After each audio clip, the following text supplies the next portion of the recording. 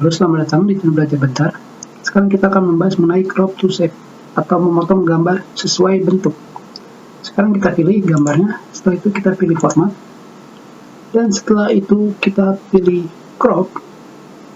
Sekarang kalian pilih tanda panah ke bawah, setelah itu kalian pilih crop to shape. Yang atas ini kita telah gunakan sebelumnya. Sekarang kita pilih crop to shape yang digunakan untuk memotong gambar dengan berbagai macam bentuk.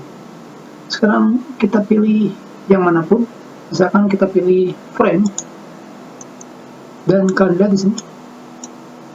Sekarang gambar telah terpotong sesuai bentuk yang kita pilih. Sekarang kita pilih lagi. Sebelumnya kalian harus ingat jika gambar yang sudah terpotong itu bisa tetap kalian gunakan. Dan nanti akan kita bahas kenapa hal tersebut masih bisa digunakan.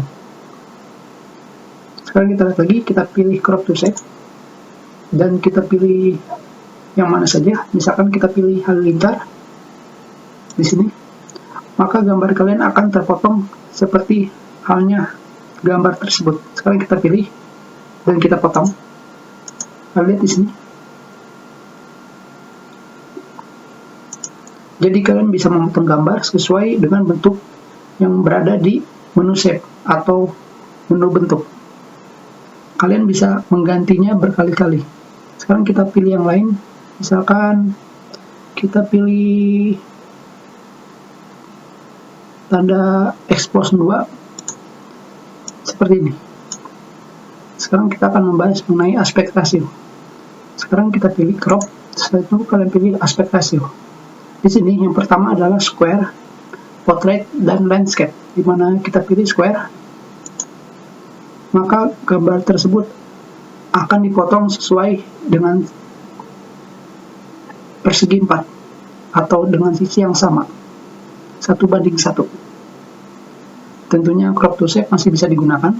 Sekarang untuk lebih gampangnya kita pilih yang flowchart dengan gambar proses, ataupun kalian bisa memilih rectangle dengan gambar rectangle.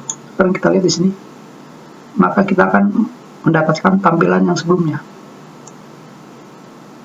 Sekarang kita pilih lagi. Sekarang kita pilih aspek rasio, di mana sekarang yang kita pilih adalah portrait. Sekarang kita pilih 3:5, dan tentunya kalian juga bisa membesarkannya. Jadi kalian bebas menggunakan aspek rasio yang kalian inginkan. Dan terakhir adalah landscape. Di sini kalian bebas memilih. Sekarang kita pilih 16:9. Tentunya yang kalian dapatkan adalah gambar dengan tipe landscape atau pemandangan. Kalian lihat di sini, tentunya kalian masih tetap bisa merubahnya. Kita sudah dulu pertemuan kita. Terima kasih.